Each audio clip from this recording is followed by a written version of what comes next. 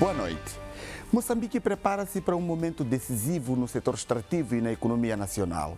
O presidente da República solicitou à Assembleia da República o agendamento urgente de um pacote de reformas estruturantes que incluem a revisão da Lei de Minas, da Lei dos Petróleos, da Lei do Setor Empresarial do Estado e ainda a proposta de lei do conteúdo local.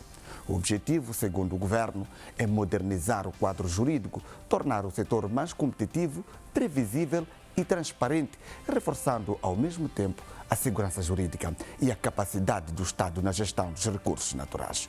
Com estas reformas, o Executivo reafirma o compromisso de construir uma economia mais inclusiva, resiliente e orientada para resultados, onde os recursos naturais contribuem de forma concreta para a melhoria das condições de vida dos moçambicanos.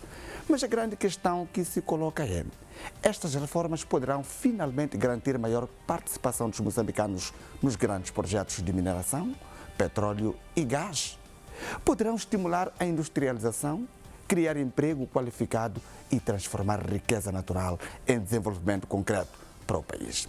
No programa de hoje vamos analisar o impacto econômico e político destas propostas, ouvir especialistas e perceber se estamos perante uma nova era para a exploração dos recursos naturais em Moçambique. Eu sou Pascoal Malati e este é o Janela Econômica. Boa noite, seja bem-vindo.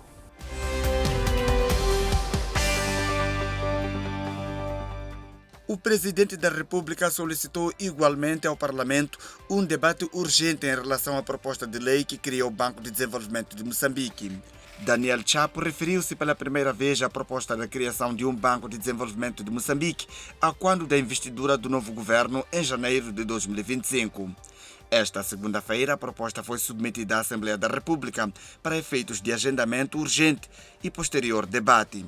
De acordo com o comunicado do Gabinete do Presidente da República, a iniciativa visa, entre vários objetivos, impulsionar o desenvolvimento econômico do país. O comunicado encerra reafirmando o compromisso do governo com o crescimento econômico sustentável, diversificação da economia e a geração de emprego a longo prazo. O economista Egas Daniel defende que a revisão das leis do petróleo e minas, bem como a criação da lei do conteúdo local, vem conferir maior poder ao Estado e aos empresários. Por um lado, os empresários vão poder tirar maior benefício dos ganhos dos megaprojetos e, por outro lado, o Estado vai ter maior controle das receitas e robustecer as instituições do setor. No geral, aqui já temos uma experiência quase que consolidada de exploração de recursos naturais sem resultados, digamos, proporcionais para a população no geral. E isso já sustenta, de certa forma, um processo de revisão para que, com base na experiência acumulada, se possam dirimir as fraquezas, possam se corrigir as lacunas do quadro legal todo do setor extrativo, com vista a maximizar os benefícios para a população, sobretudo, primeiro, através da possibilidade de criar mais emprego para os nacionais, tendo em conta que os recursos são nacionais e, portanto, as empresas de exploração devem operar num quadro legal onde há alguma orientação para a retenção de valor agregado a nível nacional, seja através de processamento parcial ou total dos recursos que são explorados, tanto no setor mineiro, assim como no setor petrolífero, que é isso que geralmente cria emprego para a população, retém algum valor a nível nacional, tem um efeito multiplicador para o restante dos setores e também através do conteúdo local, que seria uma orientação específica sobre o enquadramento que se faz aos fornecedores locais para essas grandes multinacionais ou para essas empresas que vão estar a explorar recursos naturais. Em que medida, por exemplo, uma multinacional, uma empresa estrangeira é obrigada, por exemplo, a contratar serviços e bens locais, tendo em conta, por exemplo, o grau de competitividade que provavelmente o empresariado nacional apresenta neste momento. Este é o espaço de análise do programa Janela Econômica e para comentar em torno das propostas submetidas pelo chefe do Estado. Temos em estúdio Manuel Chitol, em representação do Ministério dos Recursos Minerais e Energia.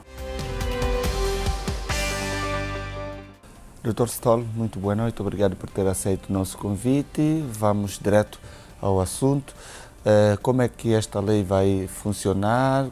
Já foi submetida à Assembleia da República, tomamos conhecimento através do comunicado que veio da Presidência da República. Depois de muito tempo, o que é que leva o governo a submeter agora? Muito boa noite. Há de se lembrar que durante o discurso inaugural de Sua Excelência o Presidente Daniel Chapo, um dos desafios que ele colocou foi a necessidade da indústria ser virada cada vez mais para os moçambicanos. E a forma imediata de garantir esta participação dos moçambicanos na indústria de petróleo e gás em Moçambique seria por via da lei de conteúdo local. É uma lei que vai permitir que cada vez mais moçambicanos, quer singulares e quer empresas, possam participar da indústria fornecendo bens e serviços e o seu conhecimento. Vai permitir a contratação de cada vez mais moçambicanos, desde que reúnam os requisitos necessários para cada uma das posições que possam ser postas a concurso. Atualmente as empresas são livres de contratar, elas contratam a nível nacional caso exista a capacidade e quando não existe capacidade recorrem ao mercado internacional. Com esta lei passamos a ter uma espécie de obrigatoriedade de contratar moçambicanos para que se possa dar vazão aos níveis e índices elevados de desemprego, mas também, sobretudo, a necessidade de garantir que cada vez mais moçambicanos possam participar da indústria. Do ponto de vista de lei, como é que isto vai funcionar? Como garantir que o maior número de moçambicanos esteja realmente a prestar serviços aos megaprojetos e de que forma o governo vai controlar para ter a certeza de que sim, neste momento nós já estamos de uma maneira muito expressiva a prestar serviços aos megaprojetos? O primeiro aspecto a considerar é a capacidade. Quando falo de capacidade, quer seja para o fornecimento de bens e serviços à indústria, e segundo, o conhecimento de quem possa desenvolver a atividade. O papel do governo é garantir que consegue formar cada vez mais moçambicanos nessa especialidade, de modo a que possam de facto servir na indústria. Relativamente ao setor empresarial, vai-se exigir que cada vez mais se capacitem de modo a que possam responder aos requisitos exigidos pela indústria e que tenham o know-how necessário para fornecer os serviços que sejam também práticos para a indústria. O que tem acontecido é a manifestação de interesse de prestar serviços, mas sem a necessária capacidade. O governo tem que garantir essa capacitação das pequenas e médias empresas. De que forma? Nós temos que olhar para aquilo que são os vários institutos que existem ligados ao empresariado nacional e obrigá-los a que façam a sua parte. Não é automático que eu vá prestar serviços à indústria se eu não tiver criado capacidade. Então, estas têm que orientar-se no sentido de criar a capacidade para que no curto espaço de tempo se consiga ter cada vez mais empresas moçambicanas a operarem na indústria. Qual vai ser a percentagem da participação das pequenas e médias empresas nacionais na prestação de serviços? Não posso garantir, isto vai determinar-se por via de cada vez mais capacitadas que estejam as empresas. Neste momento são poucas as empresas, eu digo poucas porque a maior parte dos serviços prestados à indústria é feita por empresas internacionais, que são empresas com especialidades e experiência no setor. O que nós queremos é transferir essa capacidade para empresas nacionais e aumentar o número de empresas a fornecerem bens e serviços a nível nacional. O que é que o Estado espera nos próximos tempos, depois da aprovação desta lei? Bom, o maior desafio é conseguirmos que se industrialize o país por via da contratação de empresas especializadas e a sua alocação dentro do território nacional. As empresas provedoras de serviços que são estrangeiras podem se sediar em Moçambique e, por esta via, dar espaço para que haja uma maior contratação de mão de obra nacional e também o mecanismo da transferência de conhecimento para que cada vez mais moçambicanos estejam capazes de operar no setor. A esperança é que a médio e longo prazo tenhamos especialistas nacionais e que a curto prazo consigamos também transferir este know-how para as empresas operadoras que possam ser moçambicanas. Quais são os pontos-chave que essa proposta traz do ponto de vista de modernização do setor empresarial, portanto, que vai prestar serviços aos megaprojetos? Digo isso porque não só vão ser pequenas e médias empresas ligadas ao setor privado, mas também pode ser que algumas empresas do setor público também prestem serviços aos megaprojetos. Nós temos uma companhia nacional, que é a ANH, que já opera em parceria com as várias empresas no setor. É a esperança que surjam mais empresas e, considerando o setor petrolífero como um setor estratégico, é crucial que tenhamos mais empresas públicas a operarem neste âmbito. Em função da especialidade de cada uma das empresas, elas têm que se adaptar para serem prestativas. Falo para a componente do transporte, a componente de logística, e todas essas oportunidades estão disponíveis e essas empresas têm que se especializar para que possam ser elas a providenciar os serviços na indústria. Há espaço para isso e é um desafio que se nos coloca. E esta lei, de alguma forma, vai contribuir para a materialização deste desiderato. Uma das grandes discussões que data já há anos passados tem a ver com a forma como os outros países geriram o processo, portanto, da exploração dos recursos naturais, sobretudo o gás e o petróleo, que acabaram sendo uma maldição para certas economias. E Moçambique estudou muito dos outros países. Olhando agora especificamente para o ponto em que nós nos encontramos, do ponto de vista de ganhos diretos para os moçambicanos, o que é que essa nova lei vai se traduzir naquilo que é o bolso do cidadão, no dia a dia, do ponto de vista de impostos, do ponto de vista de maior fluxo de empresas nacionais a prestarem serviços aos megaprojetos? Falou da maldição dos recursos. Nós temos que ter aprendido já dos outros países onde isto terá sido uma realidade não muito positiva. Para o caso de Moçambique, temos que apostar de forma corajosa na diversificação da economia. A agricultura e o agroprocessamento têm que continuar a ser desenvolvidos, a pesca e outras áreas afins. O que é importante é recordar que não podemos colocar todos os ovos no mesmo cesto. Dizendo isto, quero me referir à necessidade de continuarmos a olhar para toda a cadeia do setor petrolífero, cada um na sua especialidade. Eu dei o exemplo do setor do transporte. É um setor que vai ter grande impacto na indústria. Falei do setor da logística, vai ter grande impacto. O setor alimentar também é de interesse. O que nós queremos com esta lei é traduzir isso na maior participação de empresas nacionais. Essas empresas existem, prestam serviços no país. Algumas já têm especialização nessas atividades. O que temos que fazer é adaptá-las para aquilo que são os requisitos da indústria de petróleo e gás. Com um maior fluxo de empresas moçambicanas a operar no setor, nas suas diferentes especialidades, temos a possibilidade de maiores ganhos, quer financeiros, mas também a arrecadação de impostos e a contratação de mão de obra especializada e com impacto multiplicador na economia nacional. Houve um tempo que nós discutíamos a questão do know-how. As multinacionais diziam que as empresas nacionais não reuniam requisitos para poderem prestar serviços, até porque a natureza do trabalho prestado lá é específica.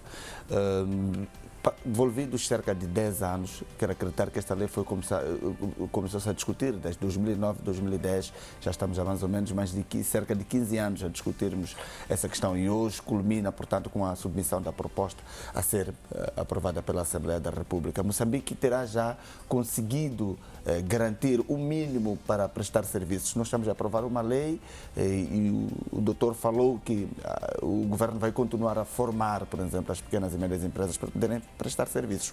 Mas neste período quero acreditar que algumas já se especializaram e que estão a reunir condições para poderem prestar serviços de forma direta aos megaprojetos. Pode-se dar o caso de repente, estamos já a aprovar a lei de conteúdo local, nós já não estamos capacitados e volta e meia temos que ir buscar de novo internacionais para prestarem serviços. Este é um processo contínuo. Citou um horizonte de 10 anos e nesse intervalo o número foi cada vez mais crescendo. Temos empresas que se especializaram, por exemplo, em treinamento de nacionais para a área de petróleo e gás. Não tínhamos nenhuma, hoje já temos várias empresas neste processo. Há processos de treinamento especializado para jovens, para atividades não de grande especialidade, mas muito recorridas. Estamos a falar de eletricistas eletricistas mecânicos, eletricistas industriais, e são treinamentos que acontecem de forma contínua. Quando falo de empresas, tem empresas que antes prestavam serviços só de forma marginal e hoje fazem parte do processo e são indispensáveis. Então o número vai crescendo, à medida que o tempo passa as empresas têm que se especializar e este é um resultado que está sendo uma realidade hoje. Se formos a Cabo Delgado, se formos a Inhambane, que são as áreas onde temos operações petrolíferas, vai ver que temos cada vez mais empresas moçambicanas a participar. A vantagem deste processo é que a participação não é apenas a participação direta, tem a participação também indireta. Eu falei do setor alimentar. Em Cabo Delgado temos empresas nacionais a fornecerem produtos locais aos projetos. A acomodação é feita em instalações pertencentes a nacionais. Então, são estes aspectos que de forma indireta contribuem para a indústria, mas também temos situações em que são empresas nacionais no site a fornecer e a prestar serviços. Então, este é um desafio que é contínuo, temos que ir melhorando cada vez mais para que o número de empresas moçambicanas a operarem no setor sejam cada vez maiores. Qual é o elemento que esta lei apresenta, por exemplo, às multinacionais para que elas cumpram com esta obrigatoriedade? Falo do elemento dominante, portanto, dessa proposta. Nós andamos de mãos dadas com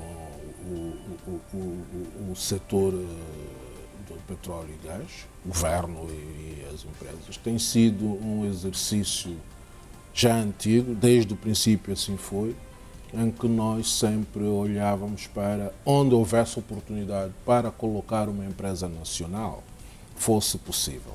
Hoje, ao transformarmos isso em matéria de lei, já não vai ser um choque para as operadoras. Elas têm consciência disso e têm feito um trabalho em colaboração com o setor privado. E daria exemplo de processos de formação que são orientados mesmo pelas próprias empresas, as campanhas de publicitação daquilo que vão ser as suas contratações, e isto passa a ser obrigatório com base na lei, e isto permite que as empresas nacionais estejam preparadas para cada uma dessas fases. Aqui vence quem melhor fizer o seu serviço. O governo cabe fazer garantir que a lei seja executada, as empresas contratantes deem espaço às empresas moçambicanas e por aí adiante. Vamos fazer a monitoria de tempos em tempos para garantir que, primeiro, a lei está a ser cumprida e que os resultados esperados, que é a formação de nacionais, a contratação de empresas nacionais e a contratação de mão de obra também nacional, estejam a ser cumpridos. Estamos numa economia aberta. De que forma o governo vai obrigar as multinacionais a contratarem os nacionais? Não há obrigatoriedade de se contratar.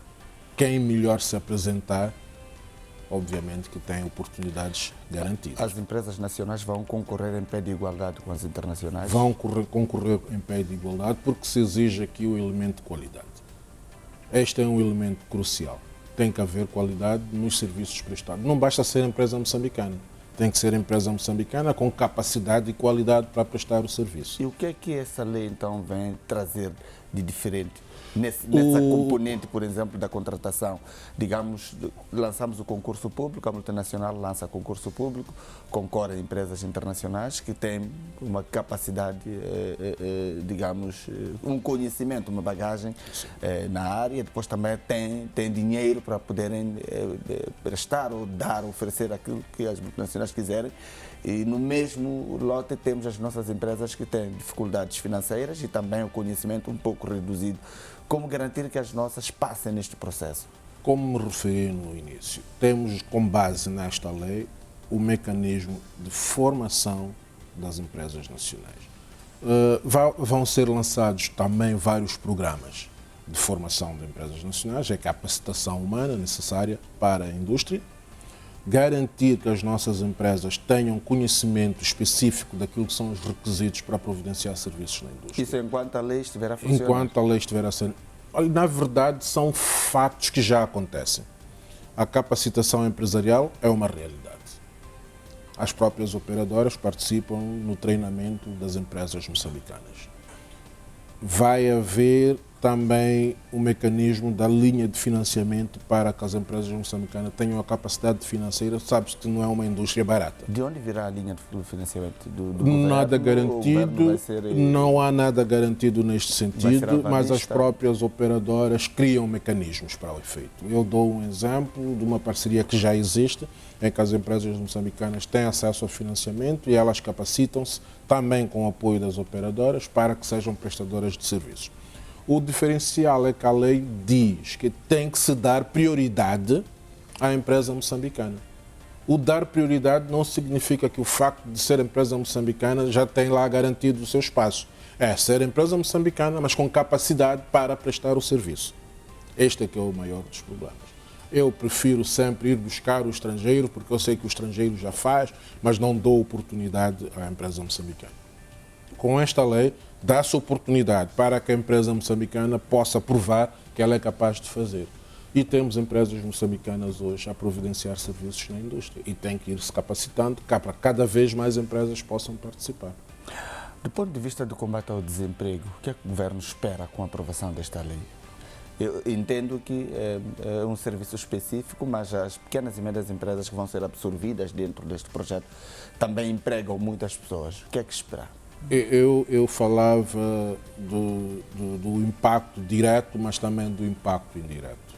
Em cada empresa subcontratada para a prestação de serviços, ela também subcontrata outros tantos serviços fora. Então, há aqui uma cadeia de subcontratações para garantir que esta empresa maior consiga fornecer os seus serviços.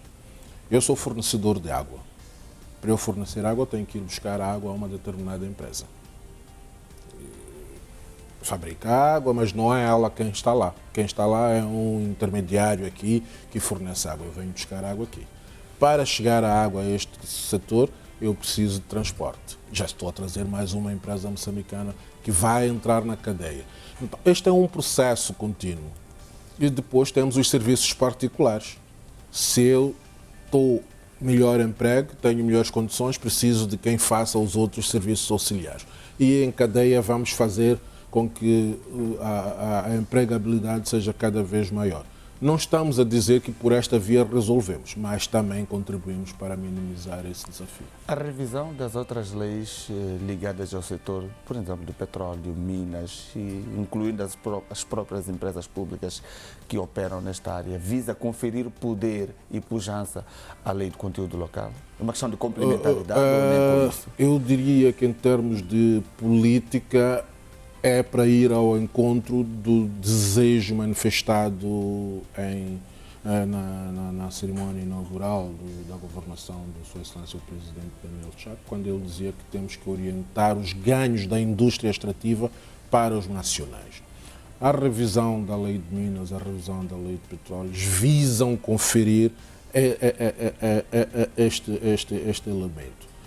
Quando olhamos para aquilo que são as entidades que gerem o setor extrativo, eles vão ganhar maior pujança, vão ganhar maior intervenção e que vai permitir orientar ou reorientar para que estes ganhos sejam para as comunidades.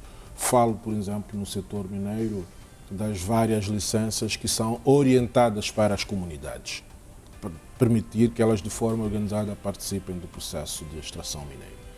No setor de petróleos é conferir maiores poderes ao regulador para que ele possa de forma direta intervir na indústria. A robustez das empresas públicas que possam também contribuir de forma natural para o desenvolvimento das suas atividades no setor petrolífero. Então é uma complementaridade legislativa que vamos ter com a revisão das leis e a aprovação da lei do conteúdo. O governo constatou que havia lacunas e que os moçambicanos não estavam a ter diretamente os proveitos dos ganhos, portanto... Não diria que não se tinha proventos dos ganhos. O que acontecia é que era de forma isolada. As próprias comunidades hospedeiras dos projetos tinham que ficar à mercê das operadoras para que eles pudessem ter proventos dessa atividade.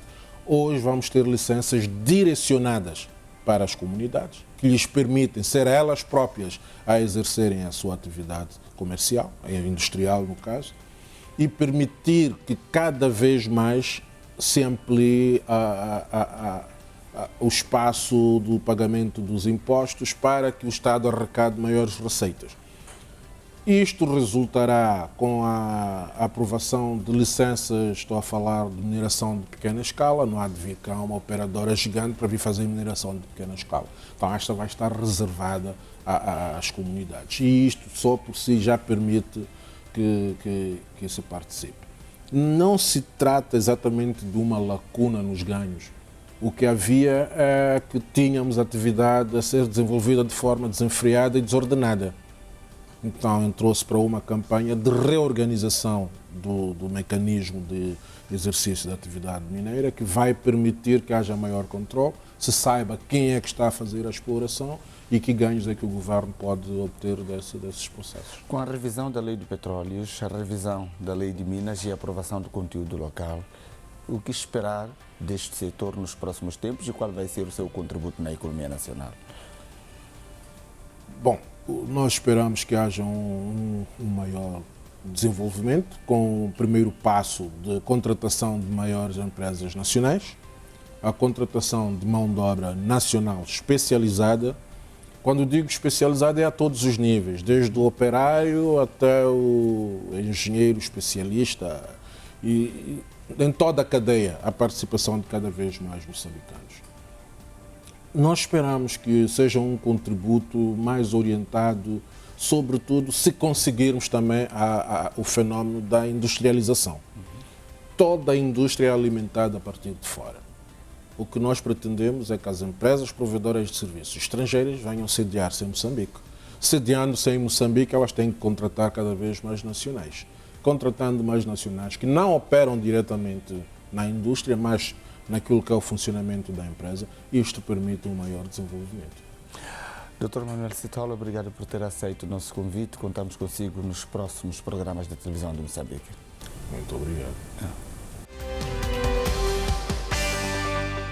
O governo afirma que, apesar de sinais ligeiros de recuperação, a economia nacional mantém-se frágil e muito sensível devido a eventos climáticos extremos, como cheias, inundações e ciclones. Informações partilhadas esta terça-feira pelo porta-voz do Conselho de Ministros. Apesar de sinais ligeiros de recuperação, estimados em cerca de 0,52%, a economia nacional mantém-se vulnerável, evidenciando fragilidades estruturais na base produtiva. Os eventos climáticos extremos, como cheias e inundações, tiveram impacto significativo sobre infraestruturas, zonas produtivas e meios de subsistência, agravando os desafios econômicos e sociais. O início do ano 2026 foi marcado por choques adversos, com destaque para eventos climáticos extremos, incluindo cheias e inundações no sul e centro do país, e o ciclone Gisana, que afetaram infraestruturas, zonas produtivas e meios de subsistência, condicionando o desempenho econômico e social. A estes fatores junta-se o limitado espaço fiscal, que continua a restringir a capacidade de resposta do Estado, ao mesmo tempo que aumenta a pressão sobre as finanças públicas. A receita arrecadada pelo Estado foi de 81.536,3 mil milhões de meticais, que corresponde a 20,03% do plano anual, e a despesa pública executada foi de 81.252,3 mil milhões de meticais, correspondente a 15,61%. Inocêncio Impissa avalia o desempenho do Plano Econômico e Social e Orçamento do Estado, PESOE, como positivo. Numa análise cumulativa, pode afirmar-se que no período em alusão, o desempenho do Plano Econômico e Social e Orçamento do Estado foi positivo, tendo registrado 81% dos indicadores positivos, naturalmente, e negativos 19%. Segundo o porta-voz do governo, reajustou-se a estabilidade em outros indicadores macroeconômicos, com destaque para a taxa de câmbio e as reservas internacionais brutas. Entraram em vigor a 1 de abril corrente os novos salários mínimos definidos por setores de atividade. Os reajustes salariais variam de 3% a 9%. O governo aprovou o reajuste de salários mínimos nacionais definidos no quadro do processo de concertação social tripartida, envolvendo trabalhadores, empregadores e o governo, no quadro da Comissão Consultiva do Trabalho. Nos termos do número 4 do artigo 117 da Lei do Trabalho, os novos salários mínimos definidos por setores de atividade a entrar em vigor em todo o território nacional têm efeitos a partir de 1 de abril de 2026 e os ajustes feitos nos vários setores de atividade rondam entre 3% a 9%. No reajuste, o governo considerou a capacidade produtiva, a proteção do mercado e a situação econômica dos setores. Neste processo foram ponderados a capacidade produtiva, os níveis de produtividade e a situação econômica dos setores, a necessidade de proteger o mercado, ou digamos, o emprego formal e a continuidade das empresas, a capacidade das entidades empregadoras de cumprir com as suas obrigações salariais assumidas e os impactos internos e externos na economia nacional. O Executivo considera que, apesar das restrições orçamentais, o aumento salarial é necessário para garantir maior estabilidade social e motivação no setor público. O Governo reconhece que a melhoria salarial deve ser progressiva e acompanhada pelo aumento da produção, da produtividade, do investimento e da capacidade da economia sustentar melhores rendimentos. O Governo reafirma o compromisso de trabalhar com os parceiros sociais no seio da Comissão Consultiva do Trabalho como garante institucional dos processos equilibrados, transparentes e orientados para a melhoria sustentável das condições de vida dos trabalhadores e das famílias moçambicanas. O reajuste salarial surge num momento em que a economia nacional ainda apresenta sinais de fragilidade, influenciada por fatores como ventos climáticos extremos e limitações estruturais na produção. E no segundo espaço de análise vamos falar da revisão salarial. O nosso convidado é o residente Derek Mulatinho. Doutor, no dia de ontem o Conselho de Ministros já avançou com a aprovação da proposta, portanto, do aumento salarial numa vertente em que nós estamos numa economia um pouco fragilizada devido às intempéries e outros fenómenos, bem que o governo também reconheceu isso, que a nossa economia está um pouco frágil, mas também acontece uma semana depois de o governo ter participado, portanto, nas reuniões de primavera do Fundo Monetário Internacional e o Banco Mundial, que recomendavam, por exemplo, alguns cortes, portanto, na despesa pública, sobretudo na questão da massa salarial. E hoje foi aprovado este pacote. Entendemos que o governo também tem os seus deveres com os funcionários, o setor privado também tem, portanto, esta pressão, o sindicato também tem feito essa pressão. Primeiro vamos avaliar a situação econômica e depois as percentagens que foram aprovadas pelo governo. Bom, saudações aos telespectadores, saudações à equipe técnica, saudações a si. Dizer que, pronto, a discussão que estamos aqui a fazer hoje é depois de uma comunicação do Conselho de Ministros, em que, fora um conjunto de informações que foram partilhadas, olhava para a questão da revisão salarial. E, em função da revisão salarial, o governo olhou para um conjunto de indicadores que entendeu que, de alguma forma, deveria continuar a proteger aquilo que são os empregos e, de alguma forma, olhar para os setores que, de alguma forma, conheceram algum dinamismo. E, em função desse dinamismo, conseguiu, à luz do diálogo tripartidário que envolve três setores da nossa economia, entendeu que alguns setores poderiam ter aqui alguns aumentos, mas houve uma espécie de algum congelamento ao nível do funcionalismo público, que é para ligar à principal questão que coloca relativamente àquilo que foi dito pelo Fundo Monetário Internacional e sobre a necessidade de controle da massa salarial. Nós aqui compreendemos, se nós estivermos a analisar a questão, a olhar para o mecanismo de diálogo entre o setor privado, o governo e os sindicatos, que é para encontrar aqui um modelo de aumento de salários, nós entendemos de alguma forma que existem várias discussões internas que questionam até o próprio modelo.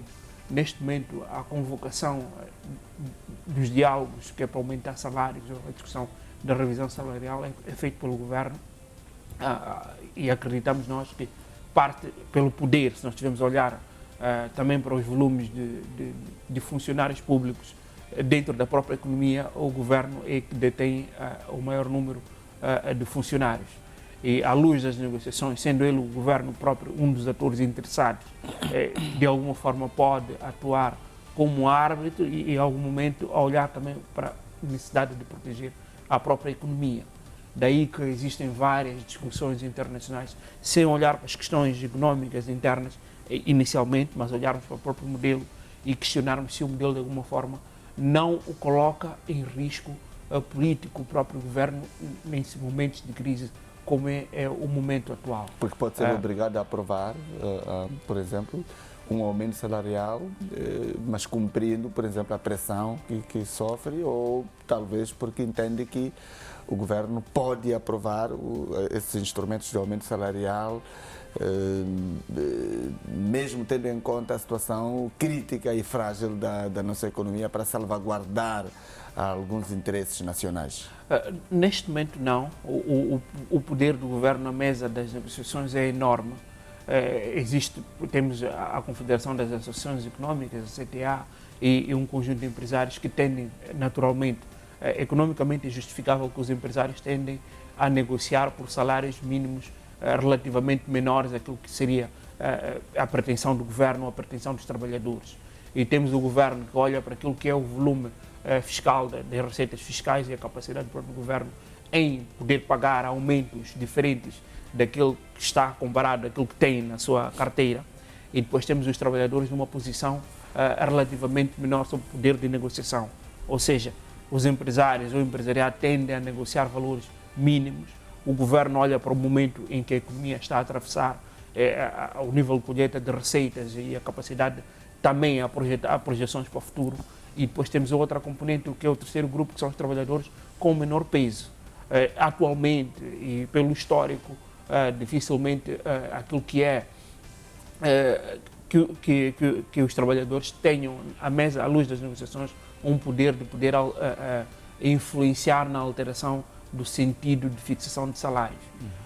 O que muitas vezes se discute, ao olhar para outros cenários de outras economias, é encontrar modelos automáticos que olham para o índice de preço consumidor, mais uma taxa moderadora. Aí é que nós teríamos o governo e o setor privado em discussões, que é para poder fixar de forma automática. Ou seja, se o índice de preço ao consumidor aumenta, se os indicadores de inflação dentro da economia aumentam, os ajustes são feitos de forma automática, sem uma necessidade de diálogo. Mas, neste momento, à luz daquilo que foi dito também pelo Conselho de Ministros, nós podemos ver que houve um aumento exponencial daquilo que é o volume de receitas internas, ou seja, em 2025. Em 2025.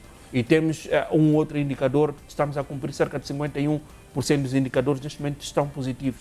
Se nós estivéssemos a olhar para aquilo que é o volume de receitas que foram recolhidas, nós poderíamos entender, ou a sociedade poderia entender, que há mais dinheiro internamente que é para poder aumentar salários. Mas isso é em termos nominais. Precisaríamos de entrar em termos reais e compreender de que forma é que existiria uma possibilidade de aumentar para além daquilo que, em termos nominais, se consegue arrecadar ao nível das receitas. Agora, se nós estivermos a ter uma discussão muito técnica e a olhar para cenários internacionais, o que se recomendaria nesse tipo de circunstâncias é a retirada deste modelo de negociação, a revisão do próprio modelo de negociação, para que seja um modelo que está ancorado aos indicadores macroeconómicos. Aí os trabalhadores perdem proteção? Não necessariamente. Não necessariamente, porque continuaria a existir a taxa moderadora. O Derek falou aqui que, por exemplo, o setor privado tem negociado para salários mais inferiores em relação àquilo que o governo tem apresentado à mesa. Por Neste exemplo, e os momento, sindicatos. Neste momento eles estão Mas em... pode ser que esteja a ser injusto olhando para os indicadores que podem estar a nos levar para uma situação de estarmos a aprovar percentagens que não têm a ver com a realidade do contexto atual da economia? Não necessariamente. Repara o seguinte, Malat, neste momento temos os empresários, a Confederação das Associações Económicas e os empresários, temos o governo e temos os sindicatos. E se nós olharmos para o poder dos sindicatos internamente, temos de olhar se eles têm a capacidade de enfrentar os empresários e enfrentar o governo à luz das negociações. Neste momento, o cenário está... Nós poderíamos entender que existem atores que jogam como árbitros e jogadores. Nessas circunstâncias, temos o governo que olha para a própria economia, tem a necessidade de proteger a economia, proteger até os empregos, mas tem a necessidade de olhar para a sua própria capacidade em termos de colheita de receitas que possa justificar um aumento de salários. Naturalmente, o governo poderá, em alguns momentos, a olhar para outros indicadores e poder ter aqui um controle. Agora, temos, por outro lado, empresários. Os empresários não é uma questão de maldade, mas são questões econômicas. Eles tenderão a negociar valores inferiores. Agora, questionemos, à luz das negociações, será que os trabalhadores têm mais poder do que o governo, que tem um decreto que pode decretar? Será que os trabalhadores têm mais poder do que as empresas no nosso cenário? São questões que podem nos levar para compreender algumas dinâmicas à luz das negociações. Não acredito que os trabalhadores à mesa das negociações tenham mais poder ou consigam, em pé de igualdade, definir alguns critérios. Porque, repara, alguns aumentos podem estar abaixo dos indicadores de inflação da própria economia. E se nós tivéssemos que usar, por exemplo, os indicadores realísticos, em que pé estaríamos? Poderíamos estar em valores diferentes dos atuais, a olhar para os indicadores da inflação. Sempre que a inflação aumenta, tende-se tentar garantir que não se corrói o poder de compra. Seria muito inferior em relação àquilo que estamos a... Não necessariamente. Não necessariamente. Porque iria aí... depender dos setores? O que é que se pode fazer? Pode-se agregar um conjunto de indicadores. Eu citei o IPC, é apenas um. Pode-se olhar para a inflação, pode-se somar e depois o governo com o setor privado pode encontrar uma taxa moderadora que pode ou reduzir em função das queixas do setor privado ou aumentar em função de algum indicador que o próprio governo esteja a olhar. Neste momento, é à luz das negociações, e as negociações não nos indicam se o valor dos aumentos está associado à inflação, porque pode estar a acontecer que nós podemos estar a aumentar salários, mas o aumento de salários pode não corresponder ao crescimento da inflação. Estamos a falar da inflação acumulada, podemos fazer questões. Será que o trabalhador moçambicano, de ano em ano, continua a ter uma capacidade de comprar as mesmas quantidades? Se isso não estiver a se verificar, podemos entender que os aumentos nem sempre vão ao encontro daquilo que está a acontecer dentro da própria economia e das necessidades dos próprios trabalhadores. Mas nós temos de compreender que, do lado do governo, o governo não pode tomar decisões que prejudiquem as empresas. Também não pode tomar decisões que possam ir em encontro à existência de recursos financeiros que é para poder pagar os próprios salários. Agora, o que é que se pode fazer? É encontrar modelos que possam, de alguma forma, primeiro, retirar o risco político que existe em circunstâncias em que as empresas apertam no governo no sentido de não podem aumentar os salários, deixar que sejam os indicadores de produção e de produtividade da própria economia. Se a economia estiver a produzir aquelas percentagens, por que não se pode remunerar os trabalhadores dessa forma? Então, existem cenários, existe o cenário alemão, o cenário da Bélgica, o modelo sul-africano, existem outros cenários que não são necessariamente idênticos ou iguais ao que nós temos em Moçambique. Esses cenários não estão enquadrados num contexto de umas economias em evolução constante, por exemplo, que de certa forma até acabam beneficiando mais os trabalhadores ou todas as partes saem a ganhar? Repare, nós não funcionamos numa ilha. O que se pretende proteger é o poder de consumo e de compra e até o nível de sustentabilidade do próprio trabalhador. Não praticar injustiças. Compreendemos o cenário econômico nacional, compreendemos as questões que estejam a ser colocadas também pelo governo sobre a necessidade de proteger. Entretanto, temos de encontrar modelos que, de alguma forma, possam ir ao encontro de todos os setores. Quando a economia, quando o trabalhador é bem remunerado, a economia também tende a responder. Saem todos a ganhar. O governo, de alguma forma, cobra imposto, sempre que há aumento de salários, tende a cobrar imposto do ponto de vista de IRPS. Então, há ganhos que podem ser retirados de parte a parte. Agora, o que foi dito ao nível do Conselho de Ministros e o cenário real corresponde ao momento em que nós estamos a viver. A discussão que nós estamos a colocar é à luz do que se pode fazer futuramente a olhar para o cenário atual, em que nós podemos estar a ver índice de inflação a crescer e não acompanhar o nível do aumento salarial. Nós podemos estar a verificar aumentos de 4% ou 5% em determinados setores quando a inflação está-se a situar a 5% ou 6%. Então, de que forma que nós ajustamos a erosão do poder de compra do trabalhador ancorado aos indicadores macroeconômicos que nós estamos a verificar?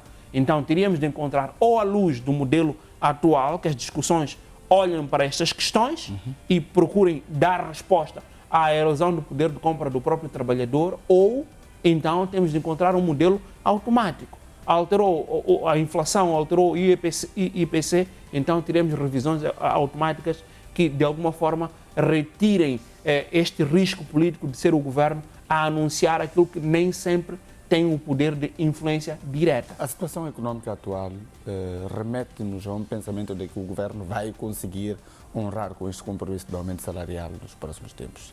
Não. Se tivermos que ser realistas. Não é? De acordo com os números atuais, não.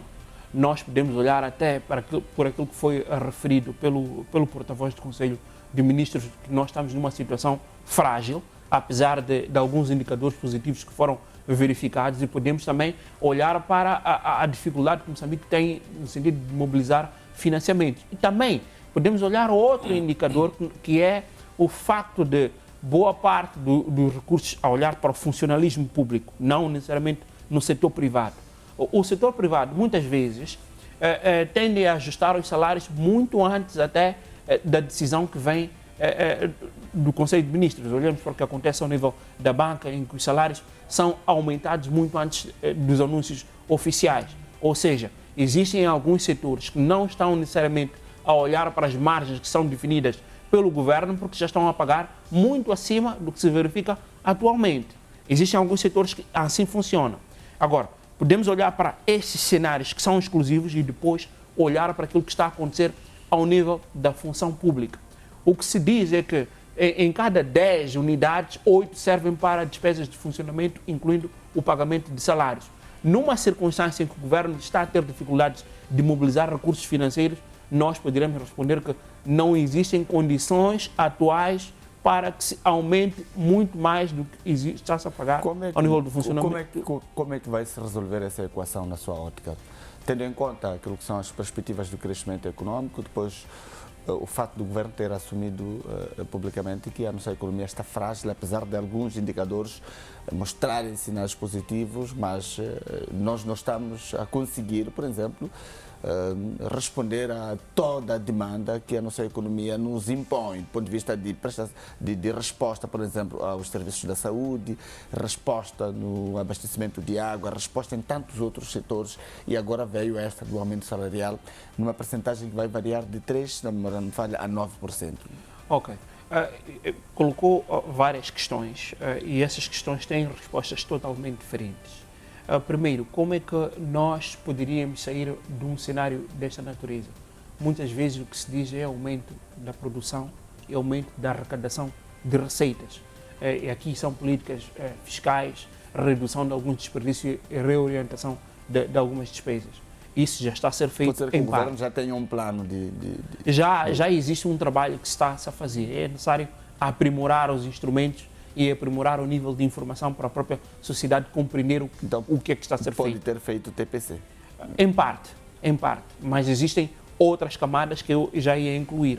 Repare que nós estamos num cenário em que o governo tem estado a desdobrar, quer seja ao nível da região, quer seja internacionalmente, até a dialogar com parceiros de cooperação, incluindo o próprio Fundo Monetário Internacional e o Banco Mundial, do ponto de vista de financiamento ao próprio país. Estamos a falar de recursos financeiros para financiar a própria máquina, enquanto olhamos para questões macrofiscais.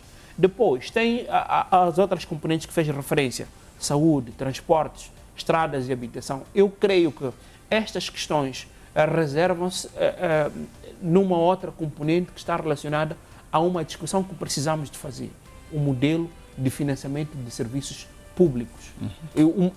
Enquanto o financiamento de serviços públicos estiver associado, ou seja, nós estamos a olhar para despesas de funcionamento, pagamento de salários, ao mesmo momento em que nós olhamos para recursos para poder comprar medicamentos, comprar materiais e por aí em diante, olhamos para as nossas estradas. Enquanto o modelo for este, continuaremos a ter algo que é quase insustentável. Em outros cenários, encontraram-se modelos de financiamento totalmente diferentes. Agora, precisaríamos de encontrar diálogos internos em que, de alguma forma, conseguiremos responder se é possível olharmos para a forma como nós acedemos aos serviços públicos, por exemplo, de saúde, se é crível ou se é justificável que todos continuem a pagar um metical, 5 meticais, ou se não encontraríamos outros modelos de financiamento de serviços. Ou, na componente das estradas, podemos olhar para outras coisas, podemos olhar para a questão do utilizador-pagador. Vimos que gerou aqui algumas discussões, mas precisamos de encontrar outros modelos alternativos para além do que nós conhecemos que é para financiar serviços públicos, enquanto separamos dessa discussão do financiamento versus o pagamento de salários. Se o governo estiver concentrado em pagar salários no mesmo momento que está concentrado em prover serviços básicos e essenciais, a fórmula continuará a ser difícil. É difícil produzir resultados diferentes com o modelo atual. Muito obrigado, Derek. Até a próxima. Muito obrigado, até. Vamos agora conferir a informação cambial que nos é fornecida pelo Banco de Moçambique. As tabelas refletem as taxas praticadas nas transações entre o Banco Central e a banca comercial e entre os bancos comerciais e o público.